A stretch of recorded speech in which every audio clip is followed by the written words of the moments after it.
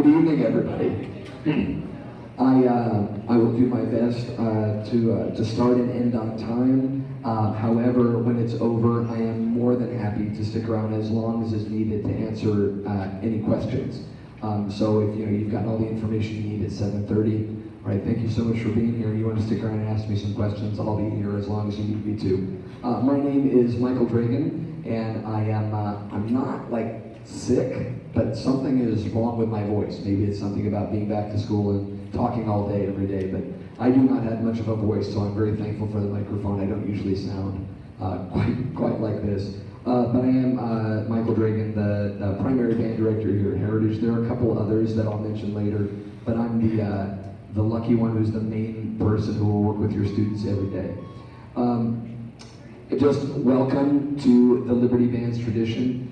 The Liberty Public School District has a wonderful tradition in all the fine arts, and band is certainly no exception. All the honors and accolades and invitations and places to perform that have gone on over the years. You and your students are part of something very special, and we're very glad. Just a little bit about myself. I graduated at the University of Nebraska and the University of Central Missouri. My main instrument is the trombone. That's the main thing I play. I'm also a singer, kind of, and not today. And I got two little ones of my own at home, 9-year-old and a 6-year-old, both of who are convinced they're going to play the trumpet. So. Just again a little bit about me and why I became a music teacher, because I think that sometimes that matters to know the motivation behind why your students' teachers do what they do. My dad was my first and best teacher. He was a high school dropout, never went to college, never played a musical instrument, but he was a lifelong learner and a lover of music, and he taught me all kinds of things in a very non-traditional way, and so a very shorthand is that that's my dad's love language is teaching, and that's mine as well. That's why I do what I do, is out of love. I love learning. I love helping people learn. And then when I was trying to decide, well, I want to teach someday, what should I do? How about my very favorite subject, music? So pretty easy call. I love sharing music and musical experience with others. I think the world needs more awesome humans, and I think that being a part of a music program leads to some pretty awesome human beings, and I think that awesome human beings are interested in being part of music programs, so it works out pretty well. I love all the kind of nerdy and scientific stuff that music does for the brain, like what positive impacts it has on brain chemistry and things like that.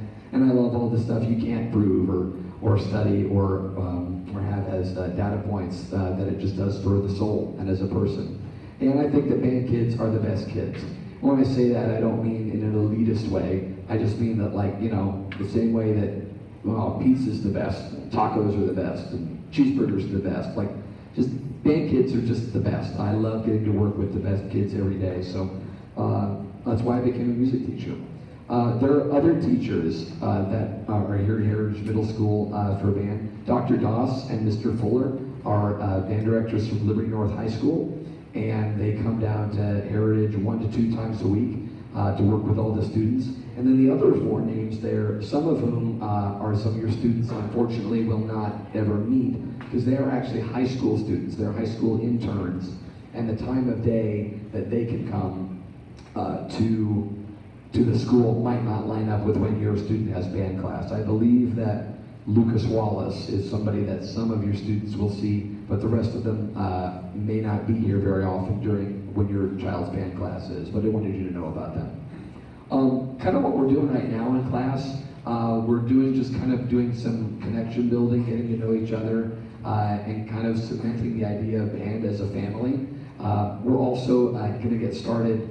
We haven't really done much yet, really, but we're learning some of the basics of rhythm and note reading, some basic music skills, discussing various instrument choices, and then evaluating and assessing your students to help them find the best fit for them through studying their physical features, rhythmic ability, and coordination. And we really want to know what it is that they like and what they want.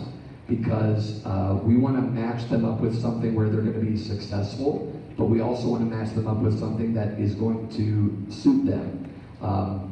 When I was in high school, I very, very badly, in my head and in my heart, wanted to play basketball.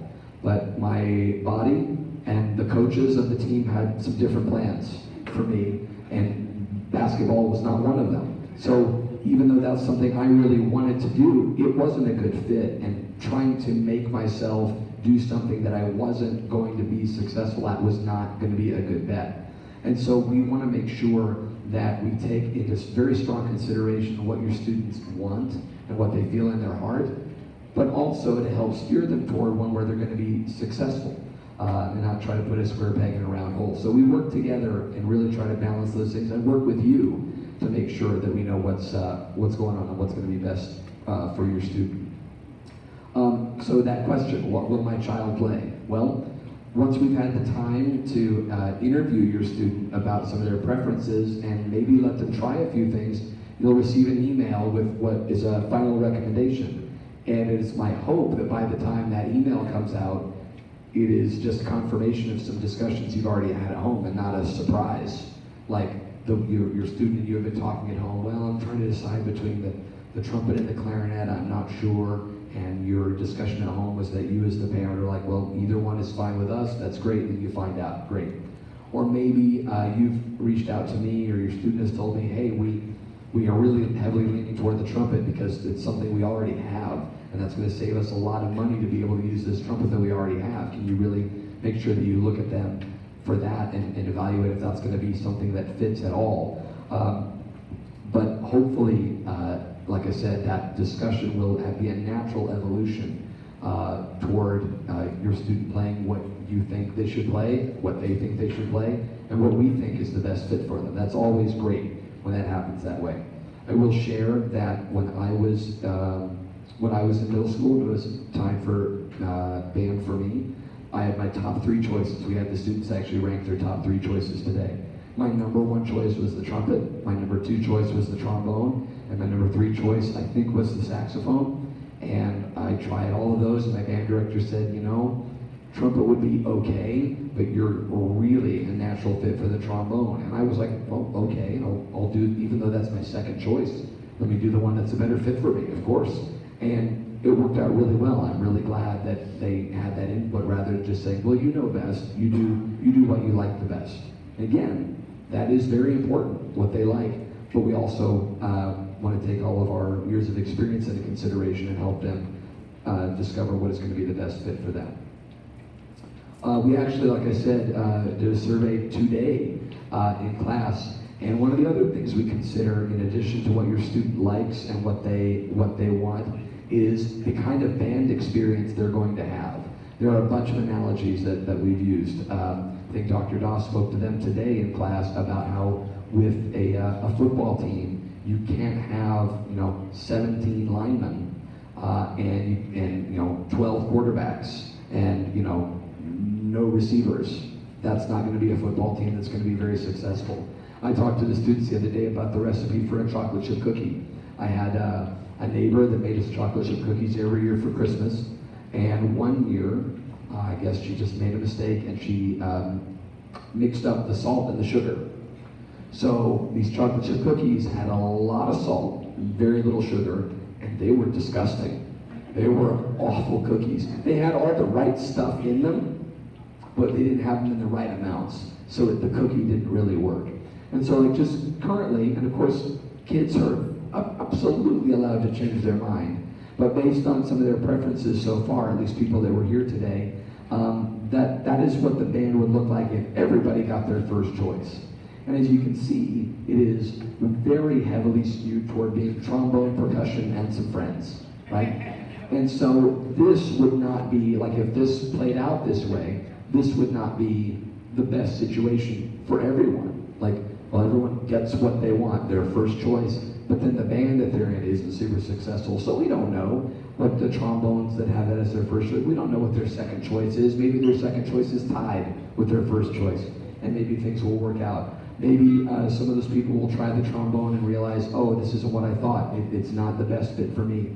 But this shows, I mean, ideally in a band of the size we have, we want to have somewhere like maybe 8 flutes, maybe 12 to 15 clarinets, 7 to 8 trumpets is great, 2 to 4 horns would be good. Same thing, about maybe 7 to 8, maybe even 10 trombones, a couple of people on the euphonium, maybe even some people would pick up the tuba, maybe some people would start on saxophone, and percussion, about 8. We'll talk about percussion in just a second.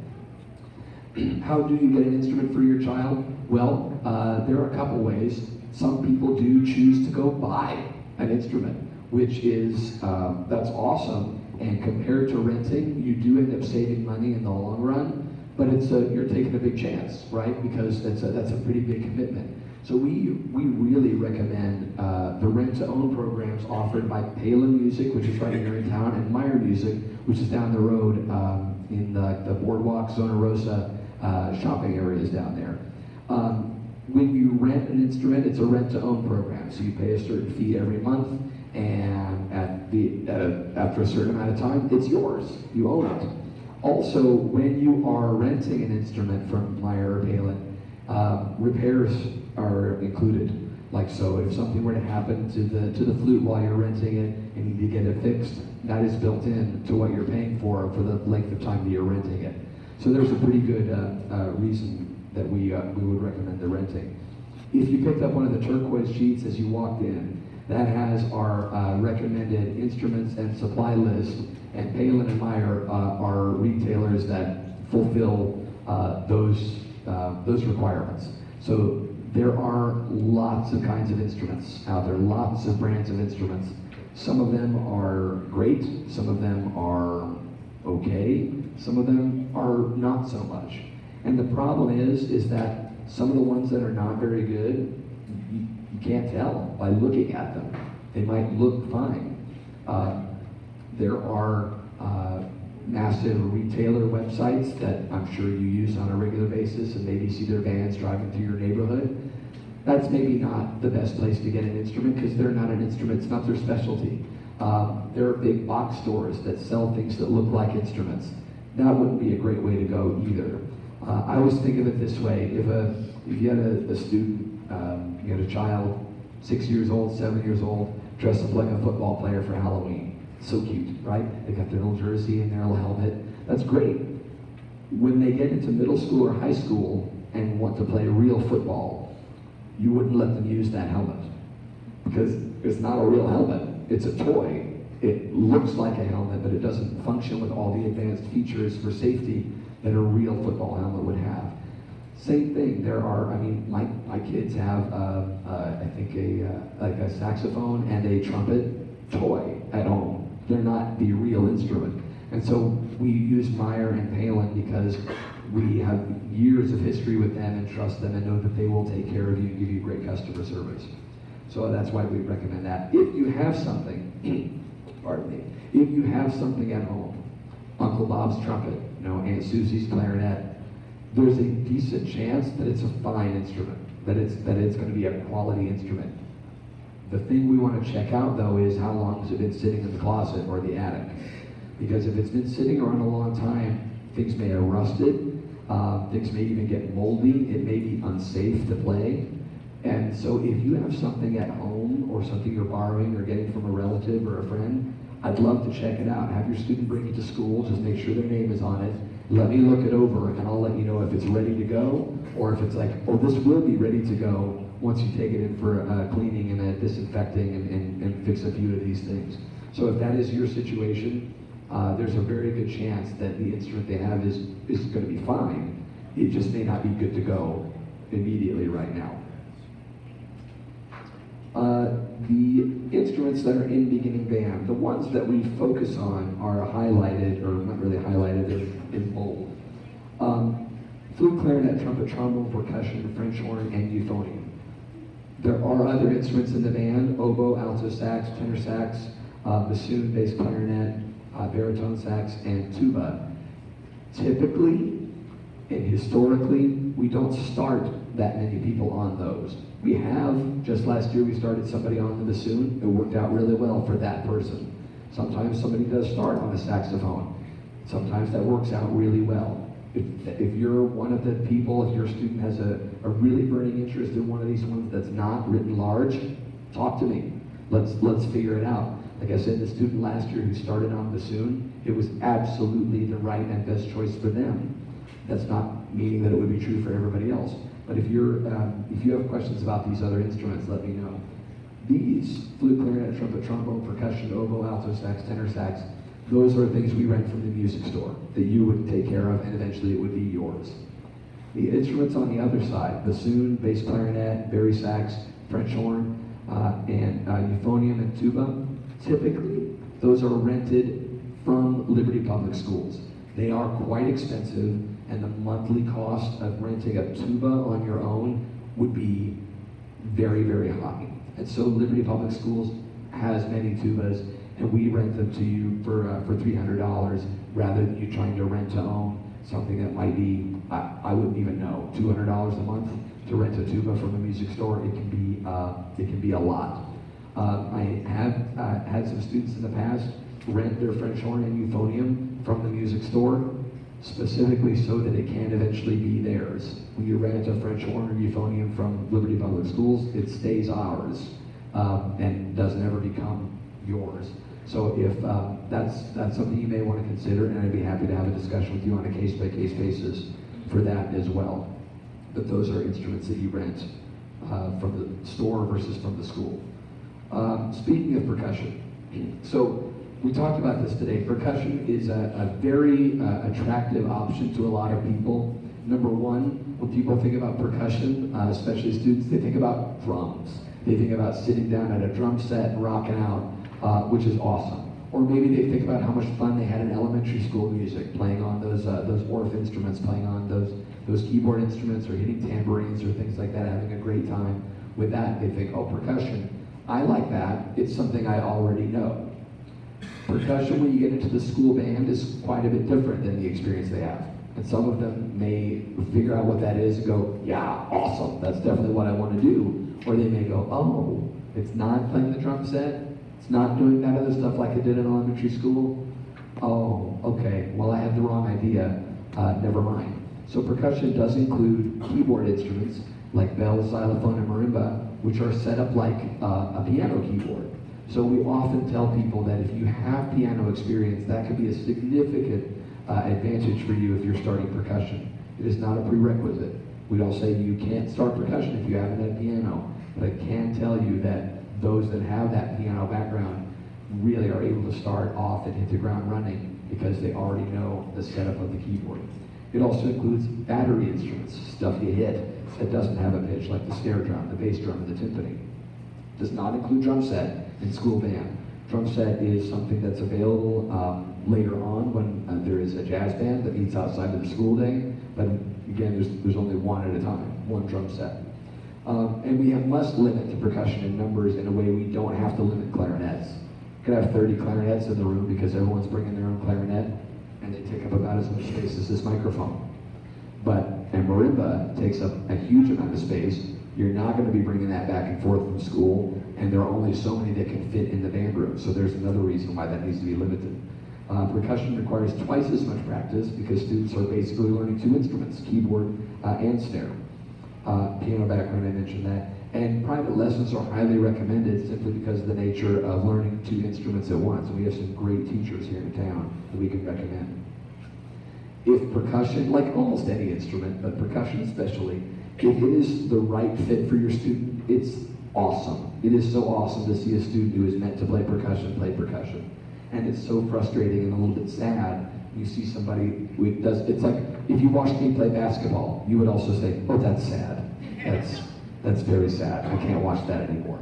So you don't want to watch someone who is not the right fit, because then they get sad, they get frustrated, and often they quit because they're not successful. We only want to help people be successful. Potential percussionists are assessed by percussion experts tomorrow night from 5 to 8 at South Valley Middle School. Not here. Please don't come here. If your student indicated percussion as a #1 choice, you would have received an email today already about those evaluations. If you have any questions about this, let me know, because again, there's only a couple people that are interested in that, so I don't want to go on any more for everybody, whereas you can ask me those questions. Um, so the rental time, I don't know if any of you, in the past, the way things like this would work is there'd be some night that you'd go and everyone, like the stores would bring all their stuff to one school and you'd go in one night and get all your stuff. We don't do that anymore. You are welcome to go into the store or not go into the store. When I send you an email that says, hey, I met with your student today, clarinet is it. Here is a link to Palin, here's a link to Meyer. You can go on and order all the stuff that you need and have it shipped directly to the school. You don't have to do anything. Super easy. Referencing that turquoise sheet that you have, again, not only are the instruments on there, but all of the things that go with it that are necessary accessories. Please don't interpret the word accessories as extras. It's not like buying a car and as an extra you might get the sunroof. It's like buying a car and you need tires, right? So you can't play a clarinet without reeds, and you can't play a trumpet for very long without valve oil to oil the valves. So the things on there, we call that the care kit. They're basically the accessories that go with the instrument and make those accessible. Many of those things are a one-time upfront purchase. Some things are renewable resources. But like a bottle of valve oil is not very expensive and it usually lasts a while. Same thing for a 10 box of reeds. So I just want to make sure that you know that because there is money involved and it's important to be aware of that before you start. This is just a small snippet of the price list from one of the retailers that one of the flyers you'll see as far as the monthly rate. And like for example, so flute and clarinet at $27.95 a month from this store, plus the upfront cost of again the cleaning kit, the rod, the polishing cloth, the reeds, whatever, saxophones, trumpets, and trombones. Again, that's the monthly rental fee. And then with the Yamaha xylophone kit, so you get this xylophone. If you're a percussionist, you get this xylophone that you would have at your house. You bring back and forth sticks and mallets. And then on the back side of this, on the turquoise sheet, it's two-sided. One side is for wind instruments, one side is percussion. The extra kit that you buy with it includes a drum pad, not an actual snare drum. Drum pads, the kinds that we have in the kit, have the same bounce and reflex that feel of a snare drum without the very, very, very loud sound of a snare drum. So it's possible to practice while somebody might be, taking a nap upstairs, or if you're in an apartment or something like that. You're welcome at some point to get your own drum, and a lot of percussionists do, especially by the time they're in high school. But this is just for the keyboard kit, and then you purchase, so you're renting a xylophone, and you purchase the drum pad that goes with it. Again, I can answer more specific questions later. First day with instruments is September 18th. So some students already have their instruments. Some could even have them or know what they're playing by the end of this week. But the idea is that on September 18th, by then you order, it's shipped to the school, everybody has their stuff by September 18th. Many of you will have it before then, but the idea is that everybody has it by September 18th. Talk a little bit about private instruction. People ask about, so does my kid need lessons on band instruments, whatever. Private instruction is definitely the key to success. It is not necessarily a situation where we say, hey, your student's really struggling, they need lessons. Well, if they're struggling, 9 times out of 10, what they need to do is practice more, and we'll help them. So, but wherever you are, lessons are the key to up-leveling. If you're struggling, they're the key to help you get on track. If you're on track, they're how to help you like really excel. I don't think we have anyone in here that is a 7th grader or 8th grader, so I'm going to skip that. We have 4 instruments for where we strongly recommend the private lessons, which are French horn, bassoon, oboe, and percussion, simply because they have some very unique things about them that it's very, very helpful to have an expert on that instrument meeting with your student once a week to go over those things in the level of detail that we just can't get to in a full band class. One of the classes we have for beginning band is 40. So getting to that level of detail in 40 can be very difficult. And then some people say to me, well, why don't you do it all? Aren't you the band teacher?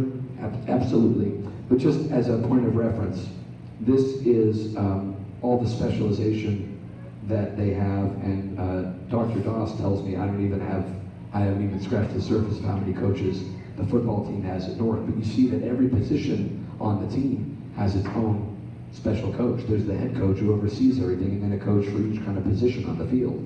Well, in our world, so we have myself, I'm the head director, and I'm a trombone expert, so I kind of cover some of that. Mr. Fuller that I mentioned, he's an assistant director and a percussion coordinator, like a defensive coordinator. Dr. Doss, I mentioned, is an excellent resource on the trumpet and the clarinet.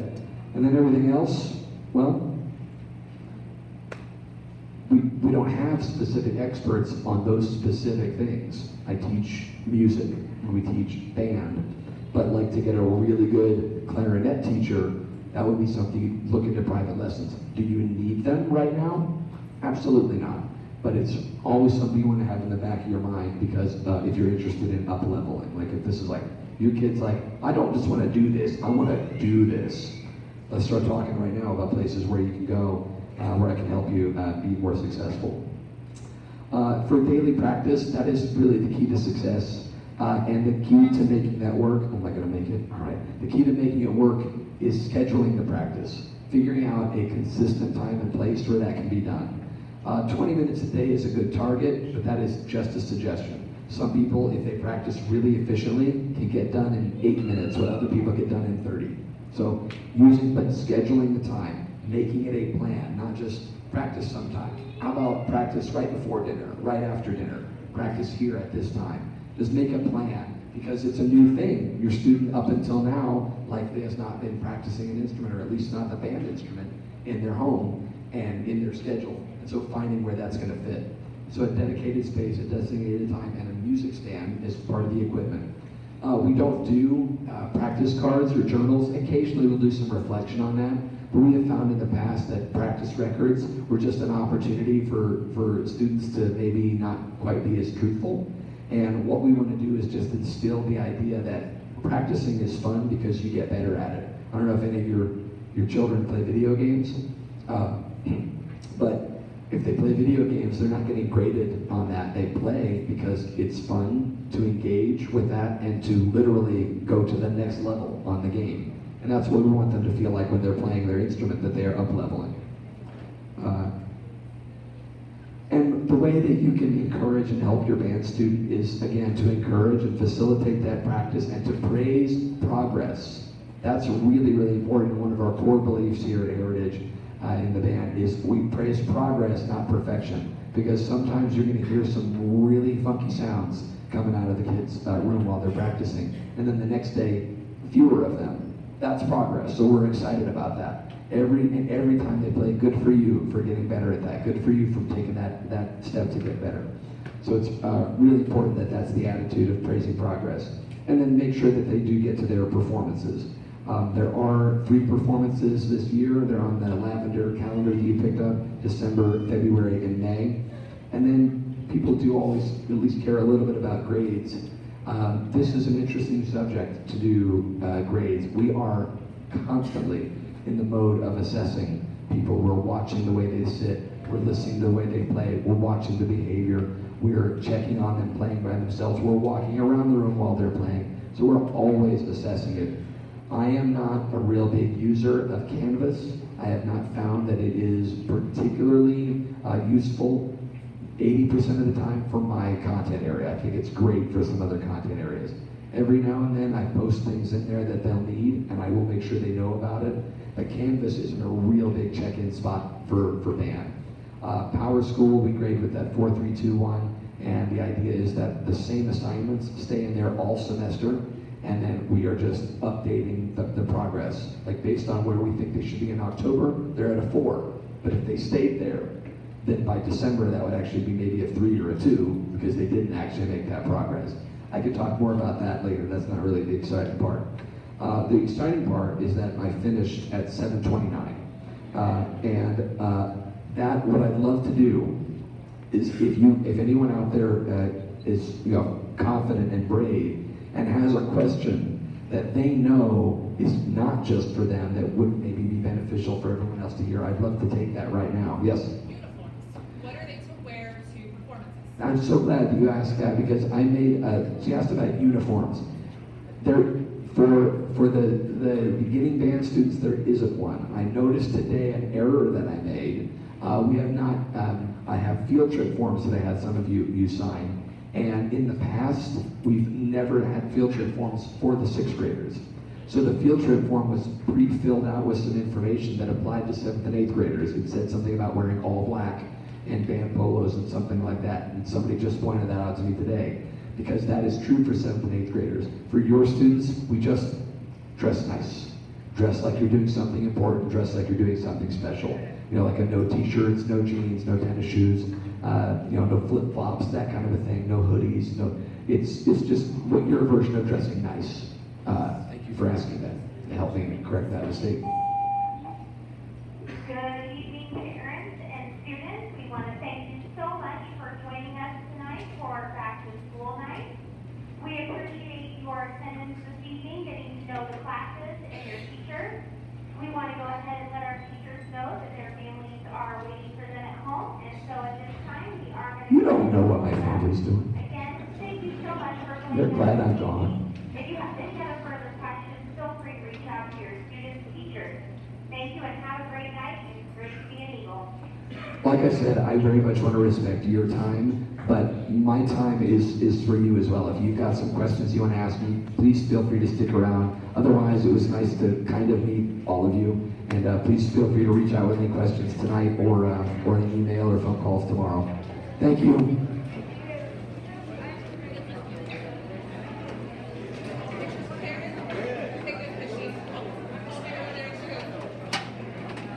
I ran up here.